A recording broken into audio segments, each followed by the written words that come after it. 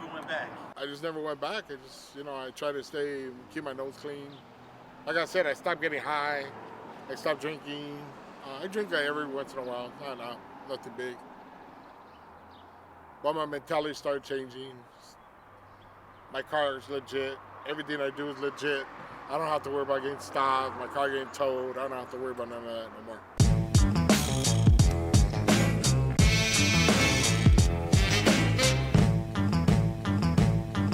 So what do you think caused you to slow down? Is it just age, or did you wake up one day and... Because you obviously ain't out here doing what you used to do. I probably stopped gangbanging probably when I was about 48, to tell you the truth. It wasn't like I was running around looking for it, but if I was driving down the street and I'd see some fool, I'd run up on him. Let him know where he was at. It wasn't until recently that there's a kid in East LA. I would see him every day in his neighborhood, posted up by himself in the rain, daytime, nighttime, in the morning, by himself, smoking his little blunt. I'm like, hey, homie. And I had a chance to talk to him. And we had a long talk about things, and he stopped gangbanging because of what I told him. And it took an effect on me where I didn't think it would, Like I was telling, hey, homie, youngster, you need to stay away from that shit. So, you got your homeboys doing this for you. They're not doing nothing for you, homie. You're out here by yourself. You're going to smoke by yourself. You're going to be here by yourself. Pick up your time by yourself. And I guess speaking to him, I kind of hurt myself. And then, I don't want my kids being around this shit, dude. I walk around with my daughter. I walk around with my son. I don't want to have them catch a bullet because of something that I did. So it's changed me a lot, And then I started running around with Gil and my homeboy Boo, which Boo keeps me out of trouble. He's a smart dude. He does a lot for me. And Gil, and we have talks, and I'm starting to see things a little bit different. I'm trying my best to be a better person. But for a while, I just didn't care. Just wanted to die, be the first one to die from my neighborhood. That went out the window. My whole life, I've been gangbanging, doing what I do, living the way I lived. I've lost a lot of friends, not just the people dying or getting busted, but friends, just friendships, because of the life we live. We live an unrealistic life sometimes.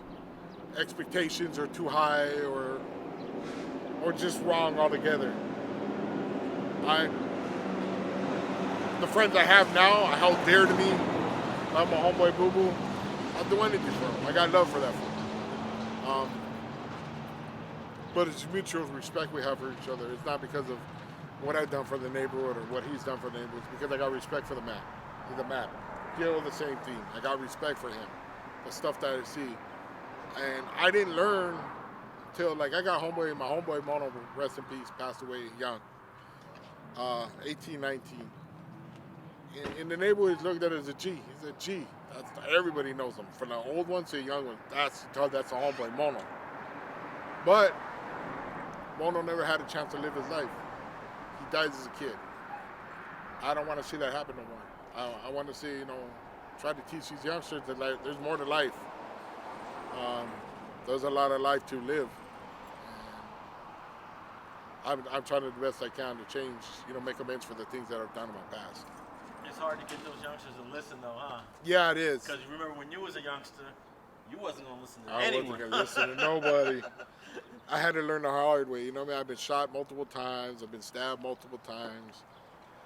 Did a life turn. I'm thankfully out. I get to spend time with my daughter, my son, my granddaughter, my wife of 31 years. I spent all that time waiting for me and doing things for me and taking care of me. And I'm starting to see that life can be a lot better than what it is in the neighborhood. Yeah, we had good times in the neighborhood, but nothing like the good times that we're having now. I know you and Gil became friends over the years, but how did you guys actually end up coming on camera and doing the show together? How did that come about? Oh, American Cholo, that's what we need to discuss. Yeah, American Cholo, how did that come about? He was asking me to do an interview. I kind of didn't want to. I thought about it. And finally I said, yeah, I'll do it. But with certain things that we discuss, I'm not going to talk politics. I'm not going to talk about prison. I don't want. That's their business. I don't want nothing. I'm not going to get in trouble putting somebody else's business out there. He asked me online while he had the camera. He said, "Hey, maybe you guys can help me get Sonny in here to come and help me." And kind of cornered me, so I was like, "All right, yeah." So we started helping when I'm enjoying it. I'm having fun. Yeah, people are loving it. I was reading some of the comments and we love it. I think someone said that you hit me with a great question, you know. So it seems like you guys came up. You guys are a great team. Yeah, I think I don't know how the show would have been without me, but I don't know how the show would have been without him. I don't think I could have made a show without him. I personally don't think I can.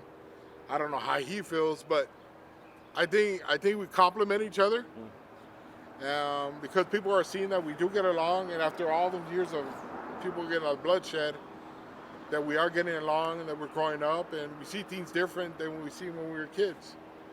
I think it's great because you guys are from different barrios that didn't get along back in the day. I was just telling this dude from Bounty Hunter, he's a blood, he wants to do a podcast. I said you should get a crib from Grape Street Watts, your #1 rival, and if you guys did something together, I think people would tune in, and I think that's what makes your dynamic with American Cholo so interesting too. Yeah, because it comes out on the air sometimes that we don't get along on certain things. You know what I mean? There's certain things that we don't agree on. But like I said, I enjoy it. I get recognized a little. People start recognizing me, which is weird to me. Only time I've ever been on TV is when they're going to trial. And then I get some good compliments from people or to say, "Hey, you make a difference," or "What you told me," and it feels good, you know. Gil's the brain. I used to get Gil's the brain. Boo Boo's the pole dancer. He's a good-looking one. And I'm the big dummy that's just going to come up and argue about everything. And I'm the grouchy old man. You know what I mean? I think our perspectives, and I think sometimes we don't get along on certain subjects is because of the age difference. And I think it's good. I think they see that I'm from a certain way, and a lot of people, "Oh, you're racist. I'm not being racist. What it is I'm telling you how it was back in the day. I'm not telling you that's how I feel anymore. I'm telling you how it was back in the day." Yeah. He sees it from a different aspect. You know, "Oh, we all can unite." And his upbringing was different than mine, but at the same time, we're all the same people. We all got the same goal in mind about keeping these kids off the streets. Absolutely. Thanks for watching StreetTV.net. If you're not subscribed, please hit that button below and click the bell to receive alerts and notifications. Feel free to comment below so you can give us your feedback, and be sure to watch the 2 related episodes to the right. If you want to support this platform or follow us on social media, visit the links in the description, and thanks for watching StreetTV.net.